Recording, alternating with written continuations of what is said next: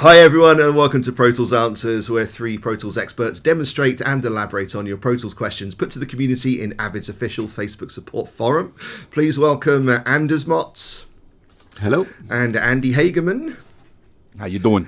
And myself, Dave. We take you into the workings of Pro Tools and ethos to help the user community better understand our favourite DAW. Before we jump into our question, we want to give a massive Tim Allen-style Pro Tools time salute to our Inner Circle supporters, Gregor, Mike, Ben, Eric, Malik, Constance, Michael, William, Donald, Chris, Rick, Klaas, and Philippe. Thank you so much for supporting us. It means the world to us. In this week's episode, we're going to be taking a look at a question from, am I saying this right, Mziyanda? I think so. Let's go with yes. Okay, if it's not, then we apologise. Can we use two audio interfaces for one session? Very simple question.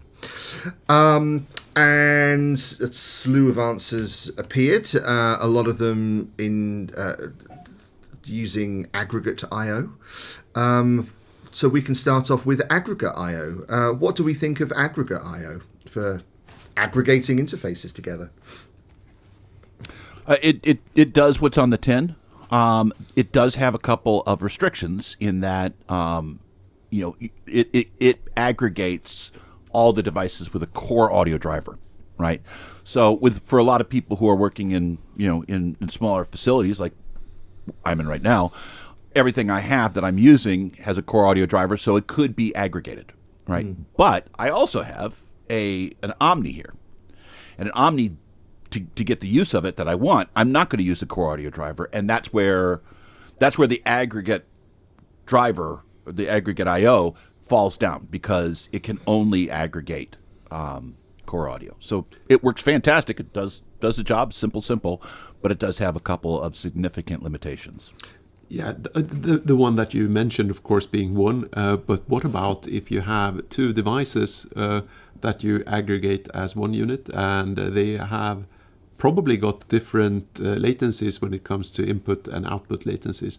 What are the problems that you might expect then? Well, I mean, so we had this conversation just before. It's like you can have your clocking correct. In other words, everything's sample locked, right? So you word clock or whatever, and that's one thing. You have to do that, or else you're going to get clicks and pops and a host of other problems. But even if you have your speed reference word clock situated, different interfaces will have different latencies because their converters are different, right? Sometimes even having two of the same interface will have some small variances. Sometimes not. Sometimes yes. But certainly, if you've got one interface here and one interface here, even if they're clocked correctly, there could be some small amount of latency variance, and it doesn't really cause problems in many cases. The only problems, let's say, you have a Apollo Twin and a new Pro Tools M-Box. Okay, could you aggregate both those together? Yes, you can, because they both have core audio drivers. And let's say, because you're insane, that one channel of the Apollo goes to your right speaker and one channel of the M-Box goes to your left speaker. Well, then, even if all your synchronization is happening, you will probably get all kinds of problems, not because of anything other than the slight but significant difference in the latency of those two hardware devices. Do people do that? No, right? So in many cases, it's a perfectly workable situation. I think we just found the new definition of insanity right there. Yes. But I pushed the envelope. Let's get back to the real question here, because in a comment below, the person stated that he is looking to, or she is looking to, expand their inputs. And why would you do that? To record more microphones or more sources at the same time, right? There you go. So if, let's say you've got one interface with 4 inputs and another interface with 4 inputs, and you want to record drums. So what is going to happen to you when you have 4 of the microphones on the drum kit on one of the interfaces and 4 microphones on the same drum kit on the other interface? That, of course, will get you into a host of problems because of the different latencies of those interfaces. And and like facing issues and It's a time alignment nightmare. exactly. So I would advise against it. Well, definitely. How does the aggregate? But if you have, for example, sorry to jump in, but if, for example, those 8 inputs are for 8 different singers, it might be completely fine. Sorry to jump over you, Dave. No, you're absolutely right. I wanted to ask about clocking. How does Aggregate IO deal with clocking between different you asked that. interfaces? So in the Aggregate I/O, and keep in mind that when we talk core audio drivers and we talk the Aggregate I/O, we're exclusively in the Mac zone, right? This is a Mac only thing. So if you're a PC user and you don't know what we're talking about, that's fine.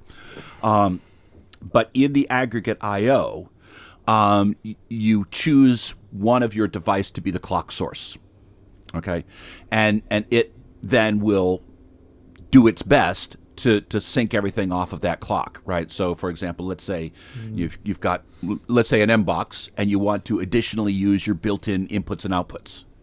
You would choose one of those devices to be the main clock, and it's up there at the top of that window, and then everything else ostensibly follows it. So the key phrase for me there, Andy, is it does its best. That's right. But that says to me it's not going to be 100% reliable, right? So you could get some drift appearing every so often.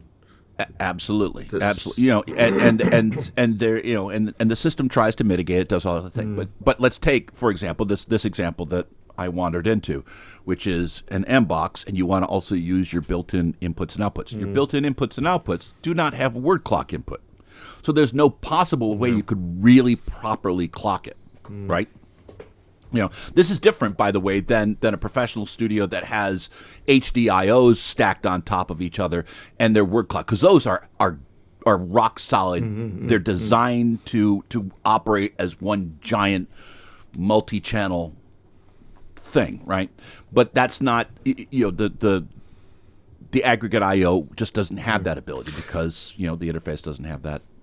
Your built-in inputs and outputs don't have that capability. Would the hardware word clock connection, if you had two interfaces that had that word clock connection, and you make one the master, one the slave, connect them both together and then aggregate them together, that would be a bit more solid?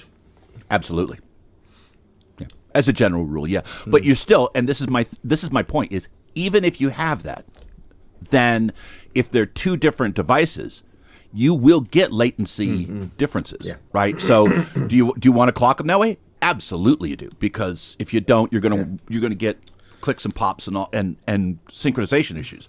But that's a different issue than the latency, the time that it takes for the converter to take analog audio and convert it to digital, and vice versa. Of course, I'm just trying to bring as many potential issues into the conversation. No, these are all good questions. The other one is to do with inputs and outputs management in Pro Tools, because the Aggregate I/O doesn't bring in, or doesn't recognize rather, all of the inputs from the individual devices. So in the I/O window, you just get like a blanket matrix of Aggregate I/O, and you don't know where any of the inputs and outputs specifically are. You have to do a lot of it's trial not and error. Quite that bad. It's not exactly that bad. The aggregate, yes, the top of the I/O setup window will just simply say Aggregate I/O. It will try to name the paths the best that it can, but you're right that it doesn't. It often doesn't know really what is the built-in I/O 1 and 2, and how is that different from the output 1 and 2 or input 1 and 2 of the M box. So it just says output 1 and 2, and you honestly don't know which one that is. You have to do a little bit of hunting back. Yeah, you've got to analyze them and name them and build an I/O profile out of it to know exactly what's going on. But the key for me over this entire conversation is really reliability. And if you're working in a doing it properly for paying people, you want reliability and efficiency, right? You don't want to have any kind of circumstance where your audio could be compromised. So that's right, and there's go ahead. You were going to go there. Actually, I don't know where I was going to go, because it's really early in the morning, and you're doing way better than me. It's a sad, sad state of affairs. We're all in trouble. We're all in big, big trouble. It's a low bar. It's a low. It's dangerous. So the aggregate I/O is one thing, and it's great. Like I said, it's great for what it is, but it has limitations, and those limitations have stood in the way of professional work. Okay, therefore, we've got a new way to do it called auxiliary I/O. What a wonderful segue, Andy. Thank you. Nicely done. It's almost like you planned it. Yeah, the auxiliary I/O, what a fantastic thing. Just came out a little more than a month ago, right? Yep. In 2022.9 release, yeah. Should I try this? Please. Go for it. Yeah, okay. So I'm currently using, in my playback engine, I'm currently using my HDX card. And connected to that card is my Matrix Studio, which has a lot of built-in inputs and outputs. I've only assigned up to 8 inputs right now, but as you can see, I actually have 64 possible inputs on these on the Matrix Studio. But I also additionally have another interface connected to this computer, which is the Mix Pre 10 that I'm using to connect to Zoom, and my microphone that is just here is connected to the Mix Pre, and I will add that now with using the aux I/O. Use the inputs off of that within Pro Tools. So the new function is located down here, aux I/O. So I can click on that, and as you see here, aux I/O allows you to use core audio devices as additional Pro Tools interfaces. So the word here is additional, right? You're still keeping your playback engine on the one that you had selected, and that will be your main interface. And this is additionally getting you inputs and outputs. It should not be used in place of your main playback engine, as I just said. Input and output latency may not be consistent and cannot be delay compensated. So this is an important factor here. It may not be consistent, but it's great for a couple of things. We'll get into that soon. When possible, use the Pro Tools Audio Bridge to avoid audio artifacts over periods of time. Okay, that's great advice there, but I'll just go ahead. And this will actually show me all of the devices that I currently have available, such as my monitor could be used as an output, which is great. I could have my monitor screen here over HDMI just to listen to a mix, like a mix checking device. Through the TV. And as you see, it doesn't have an input because it has no microphone, so I could only use it as an output. But in this case, I'll just go with the Mix Pre and use the inputs off of that. So I'm enabling the input only from the Mix Pre. Now, could you use the inputs and the outputs if you wanted to? Yes, I could. And that's right. And that's actually not a bad idea, right? So I could plug in a set of headphones there and use that as a separate headphone output or something like that. Can we just try that quickly? Let's do the inputs first only. Is that okay? Well, let me stop real quick and point out a couple things. The first difference is that his main playback engine is an HDX card, which does not have a core audio driver. So immediately we've got an advantage for folks who are dealing with HDX or HD native, because now you've got all the functionality of the aggregate I/O without any of the compromise. The second thing is that you can choose to use selectively inputs and or outputs. So, and that's something you don't have that kind of control over that with the aggregate I/O. And I'll point out one other thing that I think you were going to click the OK, and it'd be a shame to miss it, is that you could see here it has a device name, and then it has a display name. So Dave, you were saying, it's hard to know, what all the inputs and outputs in the aggregate I/O even mean. Well, here, not only does it know the device it's connected to, but if you wanted to choose a different name, that's so cool. It's so great. It's like it's the little things like this that will, that smooth out the rough spots in workflows. Can we change? Can we change it then to Anders Mixpre, Sanders Mixpre? We could. Let's do this. Dave, you asked me. I will actually do the inputs of the Mixpre, and I will do the outputs out of the HDMI monitor, which I'm using right now. And I will use that as a secondary output just to make sure that it works. And I will even change the name of that to my monitor screen. Descriptive. Oh, yeah. And Put a lot of thought into that. I'll hit OK here. And as you can see, the Mixpre has just been added into the input tab. And on the output tab, I've also added the monitor screen right now. Which is the HDMI output, but with the descriptive name you put in there. Exactly. So going back to the input here, and as you can see, there seems to be no assignment to this, and that is because it will, of course, use the first available input, which is all the way over here. So it's actually assigned the Mixpre's input as a left-right stereo path and separate mono paths for the first and second inputs there. And on the output page, it's a similar process here. All the way over here, I've got the monitor screen left-right output. So I'll hit the... Having all those inputs and outputs must be such a burden for you, though. I mean, to have to scroll through your dozens and scores of inputs and outputs. I feel bad for you. I sympathize. It's not that bad. Okay, so I'm creating I get through it. A track here, and I will actually call this my shotgun mic, which is over there, just out of screen. Where it should be. And in the shotgun mic right now, the input assignment is set to the mic in on the matrix, but I'll change this, of course, to the Mixpre 1, where I have the shotgun mic connected to, and I'll mute this channel just so we don't end up with some kind of double things here, and I'll hit the record button, and as you can see, that's actually this microphone. I'll tap it.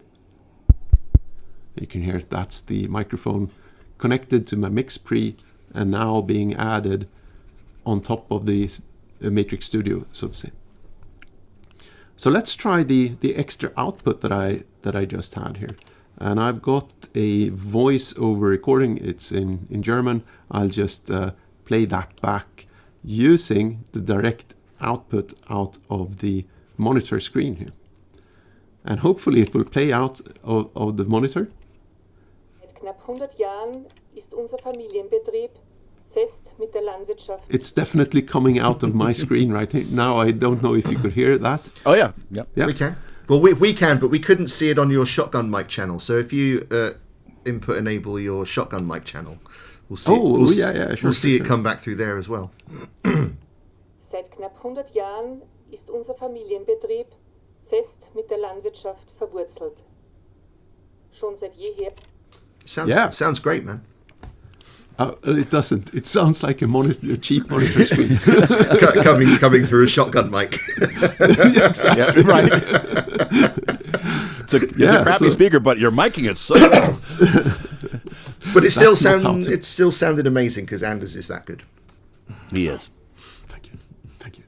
Well, that's the aux.io. So aux.io, I would probably use that if I needed to expand more inputs or outputs, even though I know that a limitation also here is that you will get inconsistent latencies between your interfaces, and there's of course limitations.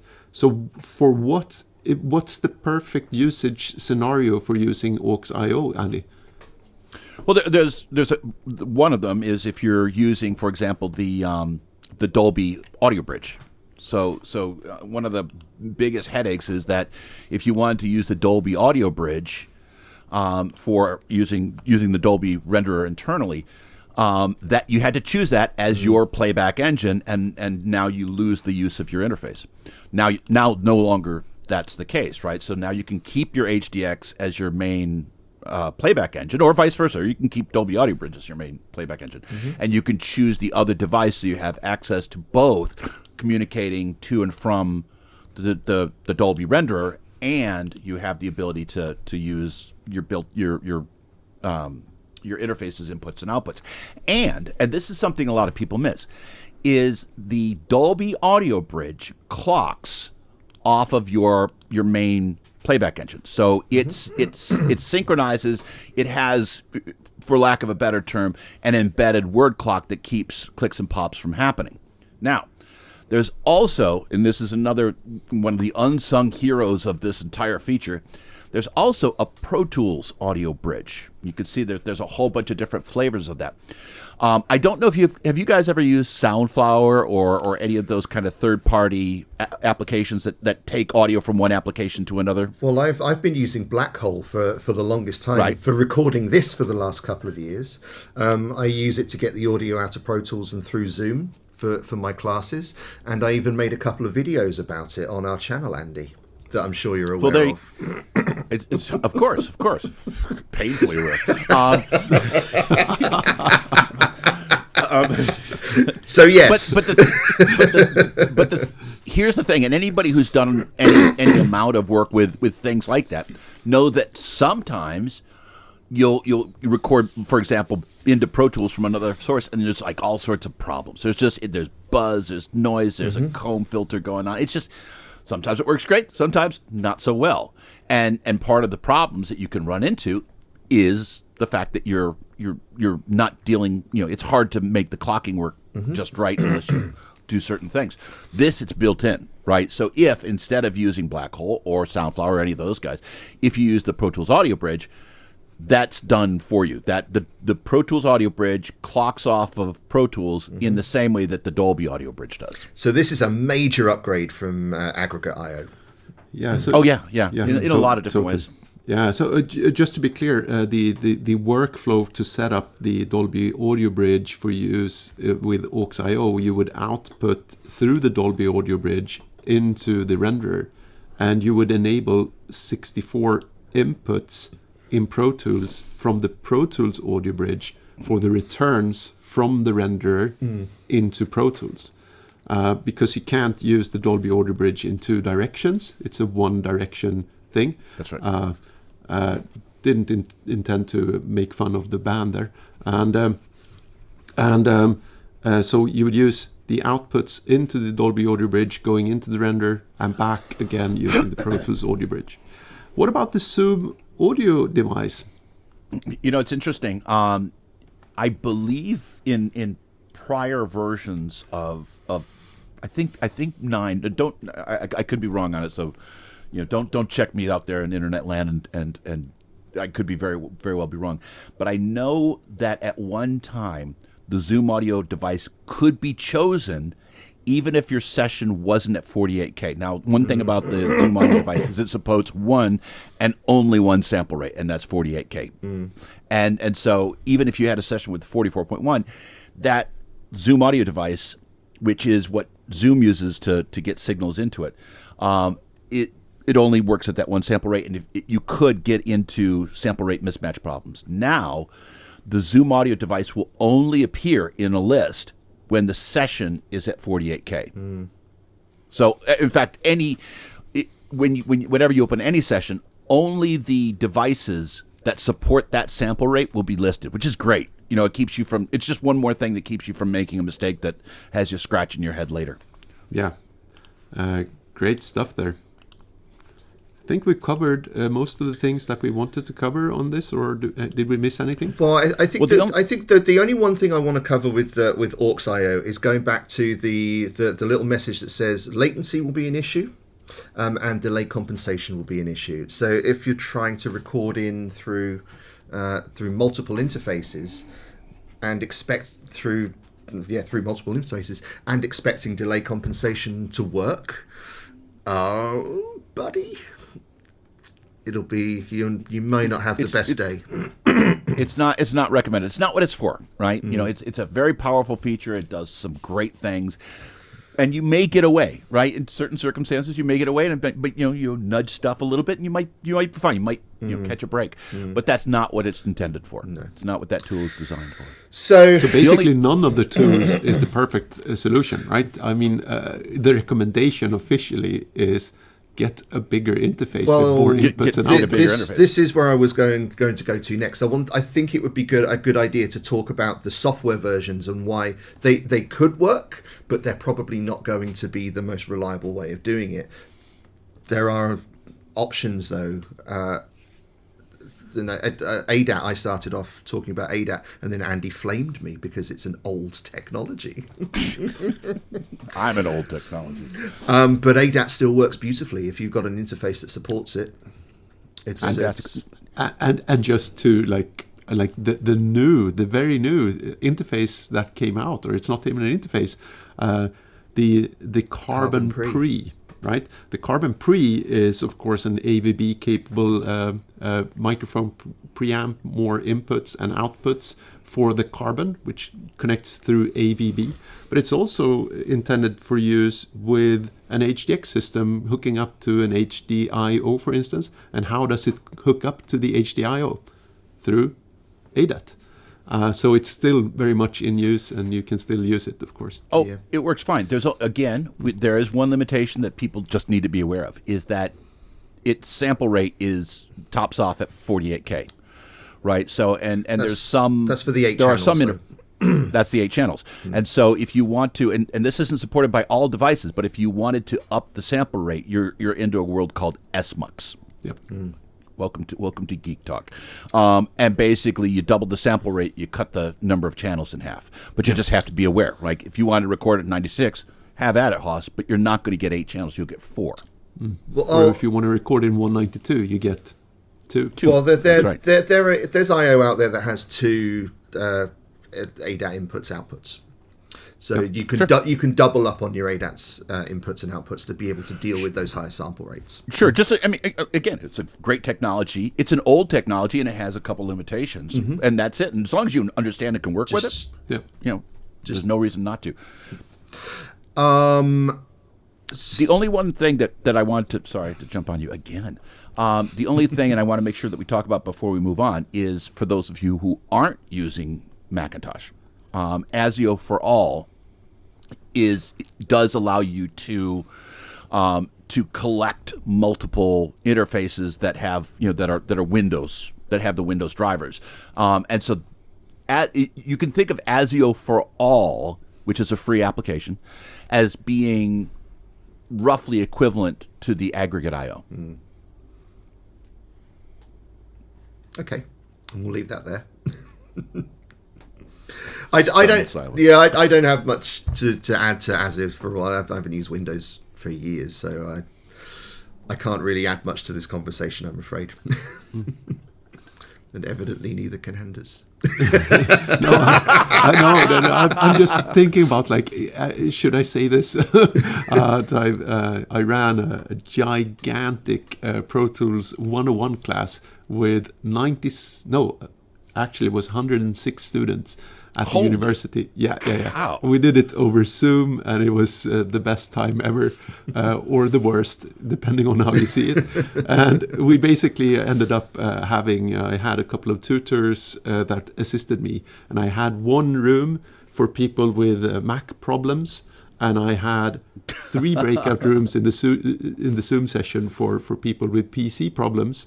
And of course, to be honest, more people were using PCs than Macs, so that might have to do with it. But it was just a very complicated process. And one of the tutors got back to me after day 1, and he was like, "Oh, I wish that program ASIO for Never wouldn't have existed." And it was obviously ASIO for nobody. He was just saying. So he said, ASIO for Never. I thought that was hilarious. That's good. I just want to finish off with ADAT with saying if we're going to go the ADAT route, it requires buying another ADAT interface. So that's a thing to consider. You've got your audio interface. If you've got 2 interfaces, sell the one that you were going to aggregate and buy an ADAT thing. that would work. But also, if we're talking about expanding inputs, potentially buy a bigger interface. Obviously. Well, I mean, this is why people still use HDX. I mean, it scales and scales and scales, right? Even using some of the older interfaces. Let's say the HDIO, which I'm still in love with because it's great. It's so solid. You can have a stack of however many you want, up to a limit of ridiculous, and you loop sync them, which is essentially word clock. You got them all together. They're all in the same system, and you'll never know. You'll never know that you're working with different interfaces, right? You have no idea, and nor do you care about which input is coming from this one, which input is coming from this one. Do I have to deal with drift? Do I have to deal with latency problems? Absolutely not. And so, this person's asking, can I use two interfaces? Sure you can, but there is a quality ceiling that you're going to hit, and at some point you have to kind of say, okay, this stuff goes on eBay. I'm investing in something more substantial. Yeah, bigger interfaces. Live desks can be quite good. They can. Pretty good bang for buck, although a lot of that buck is going on the live tech that you'll be using on stage. If you're doing live stuff, having a desk to do the live and studio stuff with can be quite good, although I think a lot of them are locked to 48, unless you're using the Allen and Heath stuff, which allows you a slightly higher sample rates. So there's some considerations there, but in terms of input availability, live desks can be quite a good way to go. There's one other, and at the risk of sounding like I'm in sales, which I promise you I'm not, the Carbon, which Anders mentioned, fantastic, is a great interface. It's a fantastic interface. It's the only interface that has an actual true 32-bit floating point capture, which is, so it's hugely technically, it's super impressive, but it's also one of those things, especially if you're dealing with situations where you have maybe chaotic levels that are coming at you. My God, can that be fantastic? And hybrid it engine. Is now, and you have the hybrid engine. So if you didn't want to buy a whole HDX card, you can get a lot of that power just built into the interface. So it's always been a fantastic interface. With really the only kind of pain point is AVB, right? It's Mac only. It's Mac only, and you need an adapter. But those things are not that big a deal. Now there is a Carbon Pre. And these basically are, you can use them in a lot of different ways, but they're really designed to be sidecars that they're single rack units like the Carbon is. Same converters, also AVB, and they're designed to give you a scalable system with inputs, outputs, preamps, and the whole 9 yards, similar to what an HDX card could do with matrices and HDIOs. So there's, and at a lower price point and certainly smaller. Right, so there's a lot of different ways you can go, and certainly the arc of technology is pointing to there's going to be even better stuff coming in the future. Anders, you've done some training in AVB, right? No. Okay. I know the concept, but I'm not an AVB expert. Okay, all right. Well, I'll save my comment for another day when you do become an AVB expert. Okay. Okay, so I think we can boil this whole thing down to you can connect multiple interfaces using Aggregate I/O and aux I/O, but the reliability thing could potentially be an issue. It could cause some problems. It might not cause some problems. And I think if you're working under your own steam in a home studio, making your own stuff, you're probably under your own steam. It's up to you whether you get whether you're happy to deal with those. If you're working in a bit more of a professional environment, though, I would argue that we want reliability and solidity in our systems, right? So maybe aggregating and predictability. So aggregating stuff together that way isn't going to be the way to go. Probably for not. us. Well put. So yeah, look to a more solid, specific, bespoke interface solution for doing that kind of stuff. Okay, I think we can leave that there. That was a really interesting discussion. Thank you very much to both of you guys. And thank you very much to you guys for watching. Hopefully you got a lot out of that. If you did, stick us a thumbs up on our video. If you haven't yet done so, you can subscribe to our channel as well. That really helps us out a lot. Hopefully it will help you guys out a lot as well. And if you hit the bell icon, you'll be notified every time we release our videos. We do so weekly. If you head over to protoolsanswers.com, you can find out what we're up to over there. You can subscribe over there as well, where Andy will write to you every so often to let you know what we're doing. And if you fancy taking that next step to support our work at Pro Tools Answers, where we give you everything for free, nothing's behind a paywall. If you fancy supporting our work, you can join our inner circle along with the other guys, and you'll receive a masterclass every month from 1, 2, or maybe even 3 of us. You can join our Discord community, and we have a lot of fun in there, don't we, Anders? Yes. Yeah, sharing a great community. Lots of stuff, track presets, knowledge, and networking and stuff. It's a really nice place to hang out. So hopefully you'll want to come and join us there as well. But all it leaves me to say is thank you very much to Anders. Thank you. And thank you to Andy. You bet. My name's Dave, letting the side down with the shirt today, but I promise I'll be better next time. I Didn't promise. want to mention it, but come on. You got to wear the gang colors. Take it easy, everyone. We'll see you next time. This is Pro Tools Answers, and we're out.